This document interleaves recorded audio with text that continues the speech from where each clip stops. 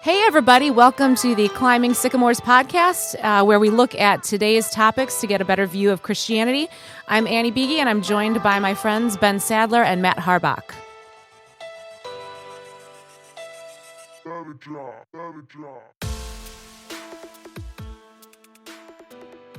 So there is like you said, this neurochemical imbalance, and my dopamine receptors and everything's all off, right? But it's also at the heart of it. If I walk down these spiritual steps, it's also going to respond to this physical issue. Absolutely. When you hear people's stories and you find out how did this happen,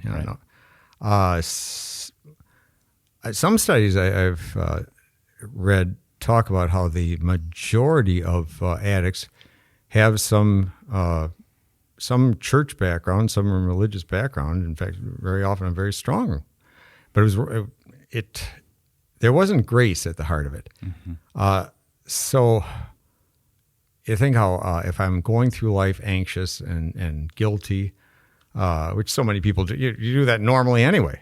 Don't need no religion to make you feel anxious and guilty. But boy, if we're somehow, instead of bringing grace into the forefront, if instead of the main message here it is, well, of course you should feel anxious and guilty. You know, you're in trouble with God. He's disappointed in you. If that's at the heart of it, now there's no escape except at the bottom of a bottle or behind a cloud of smoke or whatever.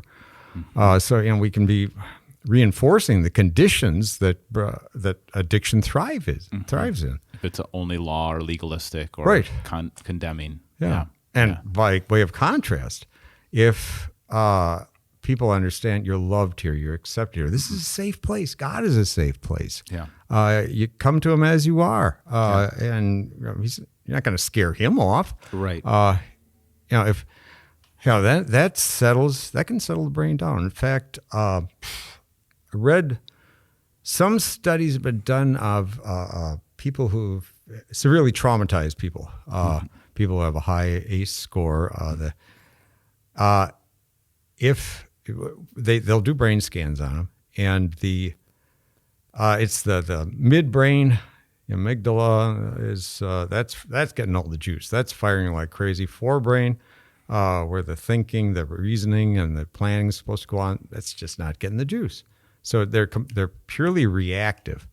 It's all stimulus response.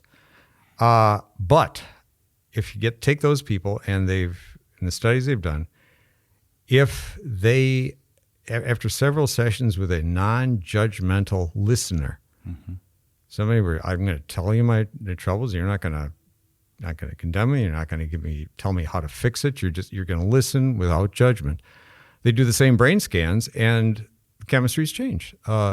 Starting to think again. The forebrain is starting to get the juice again. The midbrain isn't firing like crazy like it was before. They don't feel threatened. Right. One researcher always puts it this way: love heals brains. That's remarkable. That you can actually see it in the scan, right? Exactly. This is not just an idea. I think a lot of the stuff we do as pastors, you think there's not a physical response, and yet when you were able to see scientifically what God gives us is, love heals. If I feel safe, if I feel accepted, if I feel valuable, but that's kind of a poisonous atmosphere for addiction. It's just not going to thrive in that kind of addiction. Addiction is not going to thrive in that kind of atmosphere is what I'm trying to say. Okay. What's interesting also, though, is all right, it's a safe, safe place for people to admit what's really going on and their addictions. But then the work of the steps is hard. I mean, to actually call up somebody that you stole some money from, to actually, so talk about that a little bit, like this tension between safe and accepting and what it is, and yet the work that needs to be done as you walk through this process. I think there's this neat thing that God does here.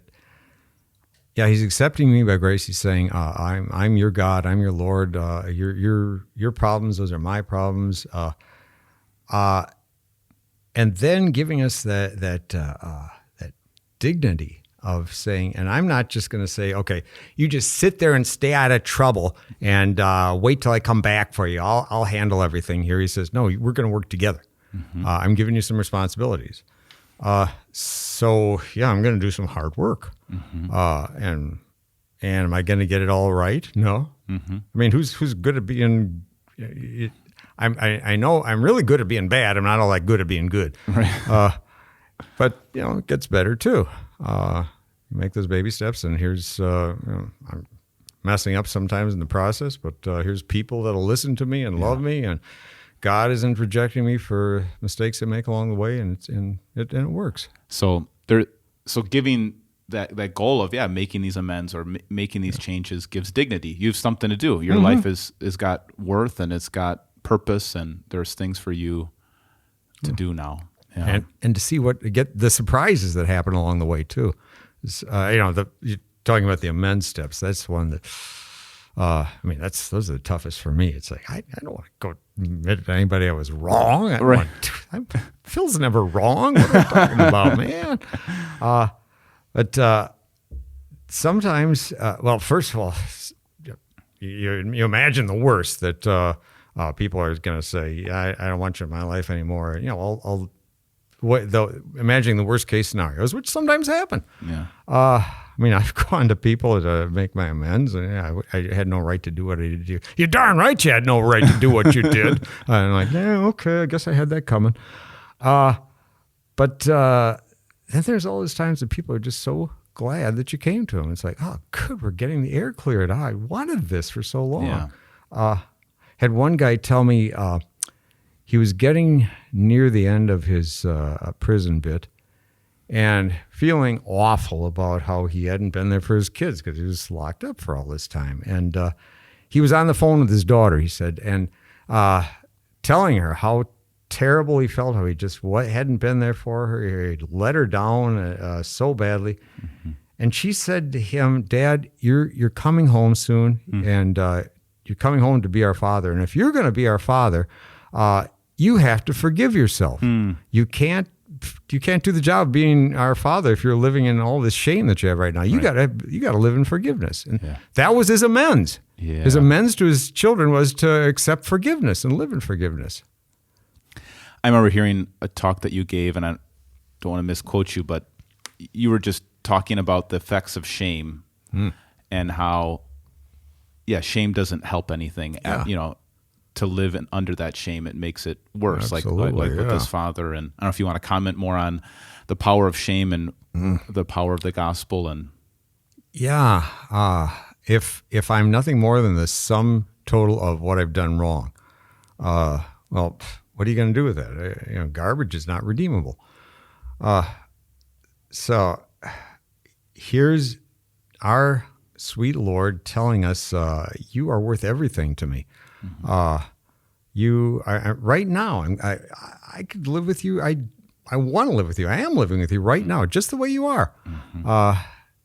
To live in that reality, that rather than thinking, oh, maybe someday, if only, to say, right now, I'm good. Life is good right now. I'm loved right now. That gives me something to build on. I'm not trying to play catch up now. Now I'm starting to build off a solid foundation. Changes everything.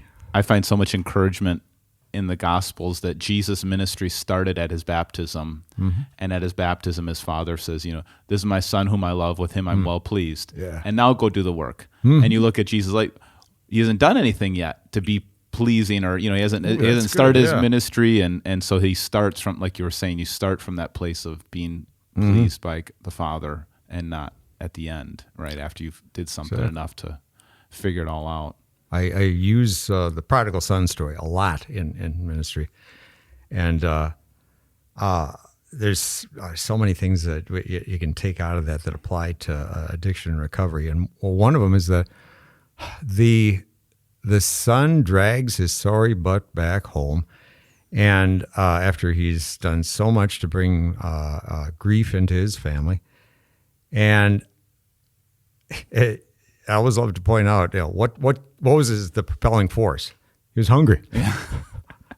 it was Maybe I can find somewhere to work on the back of my dad's back 40 somewhere, and Dad will give me some food. Exactly. Yeah. And his plan was, if I have a good enough speech, if I can convince him, I know I can't, blown being a family member, there's no love for me, but maybe I can get a job.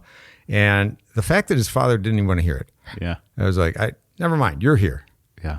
Yeah, but no, never mind, you're here. That's what I wanted. You're here.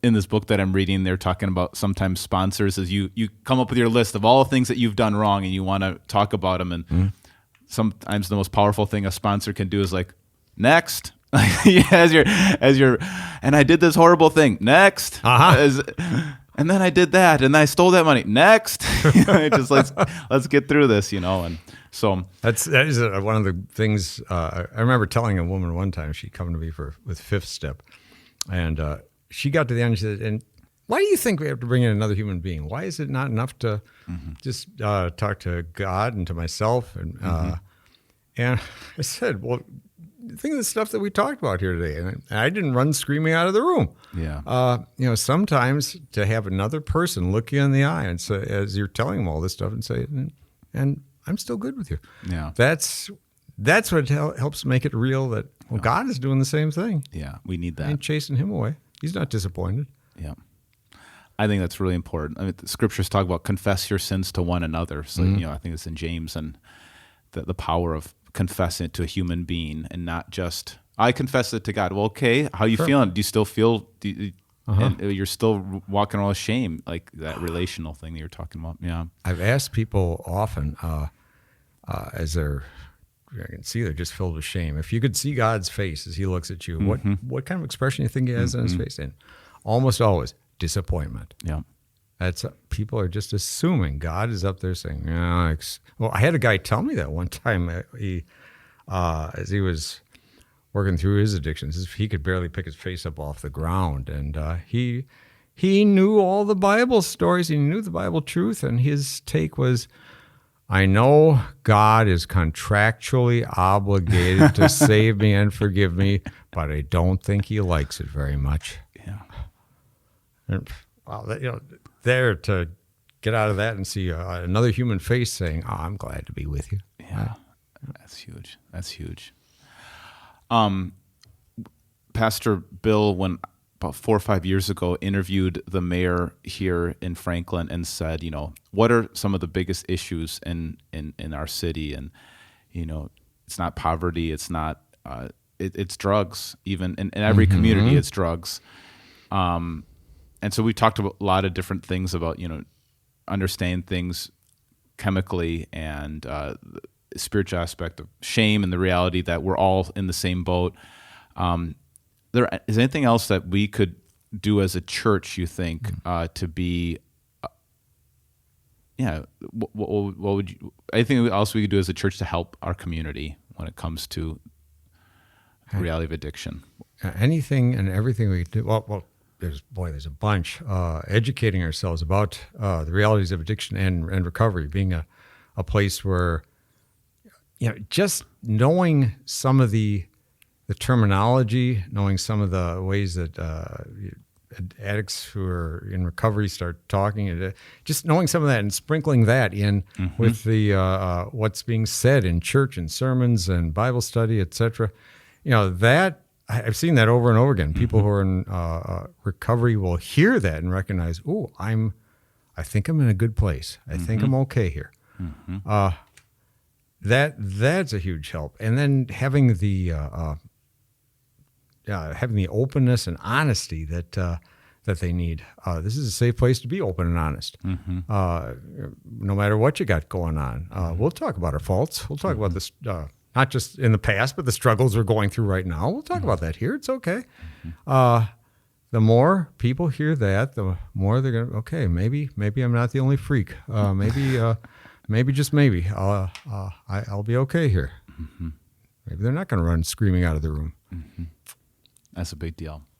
I've noticed that with the mentioning things when I started to realize how big of an issue child abuse was, and started to really understand the statistics, and just started to bring it up more in sermons, and more people every time, there's somebody in the congregation who sends you an email or pulls on your shirt at the end and said thank you, and just kind of lets you know that there's much more going on. And maybe that's another question I have for you. How many, when you think about the people you've worked with who struggle with addiction, how many do you think had suffered trauma? What percentage? Would you say 100%, or would you say? Pretty darn close to 100%, if it isn't 100%. Yes, most definitely. And childhood abuse and sexual abuse is a huge percentage of them. Mm-hmm. I think, what did I hear? I'm going to get these figures wrong, but I think it's 3 out of 4 women and 2 out of 4 men. I think I'm even saying that too low. But, yeah, it's a high number. Yeah. I think the ACE study that I know. I heard 1 out of 4 men and 1 out of 3 women, or something like that. It's a really high number have had sexual abuse in their past. So, why do you think that is? What is the connection? Is it back to that? I want to be able to regulate myself, control it. That now I'm living out of my amygdala. I'm just always in fight or flight because I had this thing happen to me. But now I found something that allows me to immediately calms me down. I feel better. I'm not just jazzed, looking for ready to dive for cover at all times. I don't feel safe. I grew up and I never felt safe. The people that I should have be able to trust, I couldn't trust them. Where am I safe? Where am I safe? And just to have something that calms that stuff down for a while. Of course, I'm going to keep going back to that. Yeah. Who wants to feel unsafe all the time? Right. I wonder if people understood that, especially in the Christian church, how much more compassion we would have. That, and I know I've heard this a lot. I think it's in a book too, that Oprah wrote a book with another psychiatrist, and I think the name of the book was something like "What Happened to You," and it was, and the idea was instead of what's wrong with you, but what happened to you, and it was that kind of idea that we need to start asking different questions. And I thought that was helpful. That when you see something, instead of assuming, you're just a misfit kind of person who wants to get themselves in trouble. No, your person's trying to regulate emotions, that this works quickly and every time. That question, what happened? I think that's so important, to help understand people, and to put it in those terms instead of you're responsible. You caused this. It's okay. God isn't interested in that, really. I mean, sure, He wants us to take ownership of our mess, but ultimately He's saying, well, if I want you to own it so you can give it away. When my son died on the cross, He took ownership of your mess. Now I want you to live in that reality. I guess when you raised that cited that thing about what happened, it immediately brought me back to something one of my guys in a prison group told me. A few years ago, he had been, he caught a charge in prison. So they accused him of doing something. I don't know what it was. He didn't tell me, but they took him and put him in the hole for a few days while they sorted it out. And they found out as they investigated that he hadn't, in fact, done it. And so he was brought out, put back in general population. And he said that it was obvious to him who his Christian brothers were and who they weren't when he came back out. Because most of the guys, when they hadn't seen him for a while, they knew he'd been put in the hole, and they asked, "What did you do?" He said, "My Christian brothers asked me what happened." Interesting. And so that was their assumption, that compassion, that care. I'll keep asking the question. Guys, feel free if there's something that's pricking your interest or something that you want to ask Phil about. The question I have also is, are there any resources that you keep coming back to over the years that you have found really helpful? I mean, do you use the big book and the A materials or anything else that you really like? Or those all the stuff that comes out of Narcotics Anonymous and Alcoholics Anonymous and Al-Anon, just tremendously valuable. I always get, every time I pick up those books, I get some little bit of wisdom that, wow, he nailed it right there. I can't say enough good about that. There used to be a book. I think it's not published anymore. Zondervan had the Recovery Devotional Bible. Mm-hmm.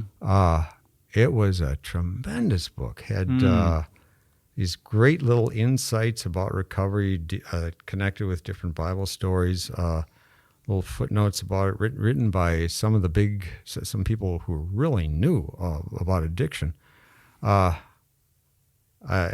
Anyway, I think they quit publishing it when they switched from the 1984 NIV to the 2011, and I don't think anybody picked it up again, unfortunately. Yeah. But boy, if you can find one of those, that's great. I think they're out of print, but glom onto those things. Yeah, that's a valuable book. Very cool. Yeah. Anything else any other resources or things that you do to keep yourself learning or growing or? There's. I was trying to think about that before I came. There's been so many over the years. I was trying to sort it all out, and I'm just drawing a blank. But boy, starting with the basic foundational recovery material that comes out of the AA and NA and all that, just launching from there. How about a little bit about just who you are and what you like to do? So outside of doing the work that you like to do, what do you like to do to stay healthy or stay, emotionally resilient through this whole, the work that you do? What are some of the things that you really like to enjoy outside of the work? There's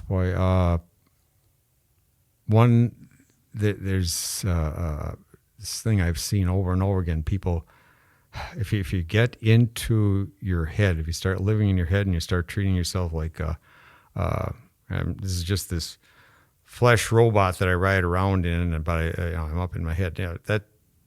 That's the kind of thing that addiction and other crazy behavior can thrive on. To recognize this body is me. Mm-hmm. Get out there and do something with that body. Yeah. So I've had some Achilles tendon injuries, kind of prevented me from running for a while. But man, I get into that. I got a couple of dogs. They got to get walked. I give them hard 2 miles every day. Nice. There's this saying that if your dog is fat, it means you're not getting enough exercise. So getting to do that, and boy, not isolating, getting out, getting with people. I always thought I was an introvert. As getting into this recovery ministry, and just, wow, I feel so much better when I'm around people and we're talking. Mm-hmm. I'm realizing I'm not nearly as much of an introvert as I thought I was. After the pandemic, I thought, well, I was going crazy. I'm not mixing it up with people. This is Yeah. I think we all kind of went a little crazy and just realized how much we need Absolutely. Each other. So if people wanted to support the work that you do or learn more about the work you do, what would you tell them to do? I will tell you our website, and you will remember it even if you want to forget it. You just have to remember Jesus said, "I am the life." And boom, you got our website right there. It's I-am, the letters I-am for Institutional Ministries, .life. All right. It's not .org, it's not .com, it's .life. I-am.life. Perfect. There. You will never forget that. Just go there, and we the stories are there. We all share the stories. We share what news things are going on, what new directions we're taking, and it's. And if somebody has like a family friend or a friend that's going to be in an institution, is that's the first step, right? Yes, definitely. We'll do our best to connect with them, see if we can minister to them wherever they end up in whatever institution they're in. And you send someone there, and then you also can point people to churches or resources then through their when they leave the institution, correct? And but one of our projects that we're starting to work on is helping churches be responsive, be a safe landing place for people who are coming out of incarceration. So something we're developing. Okay. And boy, it's just so neat. You feel like such a freak coming out. Like these are good people. I'm not a good person. Maybe I shouldn't be here. To find some way to bridge that gap. Very cool. Well, Phil, this has been wonderful. Is there anything that we haven't touched on today that you want to make sure that people know about addiction, or about institutions, or about the work that we need to carry out as Christians? Well, maybe one thing. Okay, is any congregational leaders that start to get acquainted with addiction and recovery, that start to you start to see people coming out of the woodwork because they're I'm hearing stuff here that this resonates with me. Okay, as you identify recovering people, to recognize this is a ministry resource. This is gold. Anybody who's struggling with recovery, this is just what this congregation needs, because they're going through what we all need. That's to recognize recovering addicts as a valuable ministry resource. Yeah. They have a master's in repentance and, Bingo, yeah. and the gospel and the power of the gospel. Never find better teachers. Yeah. It's amazing that's God chose Paul, right? He chose people. Yeah. Yeah. One of the things I love when I'm giving a presentation to different churches is I'll eventually hit them with a question. Okay, the Bible lets us know that at least 2 of Jesus' 12 apostles were part of criminal organizations. Which 2? Judas? No, he was a thief, but he wasn't part of a criminal organization.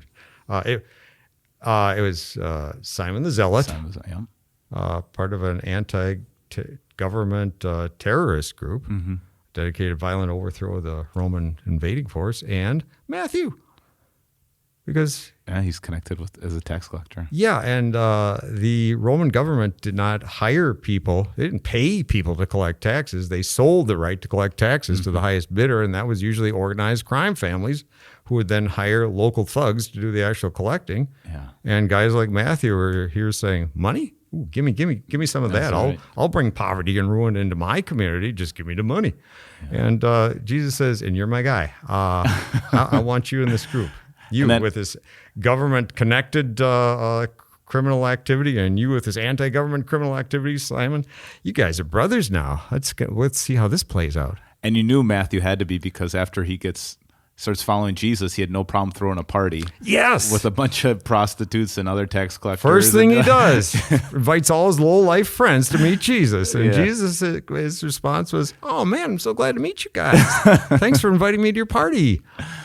Yeah, I never thought about Matthew being, working for a crime institution. That's really interesting. And I think about Moses, after murdering the Egyptians, got to run 40 years in exile, and probably thought, my life's over. God doesn't want me. And he's like, I'm just wait. You're going to be coming back into this wilderness with a whole group of people I'm going to use you for. So yeah, great. Anything else?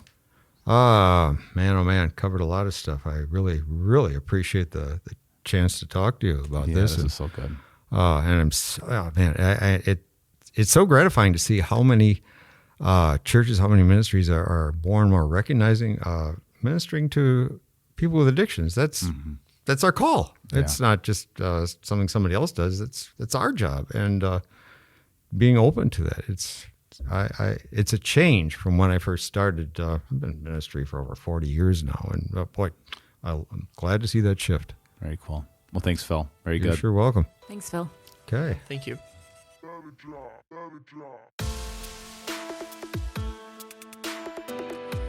If you'd like to get a hold of us here at the Climbing Sycamores podcast, feel free to email bsadler@victoryofthelamb.com. bsadler@victoryofthelamb.com. If you like today's intro music, it's been brought to you by Andrew Lynch's song, My Name. Hello.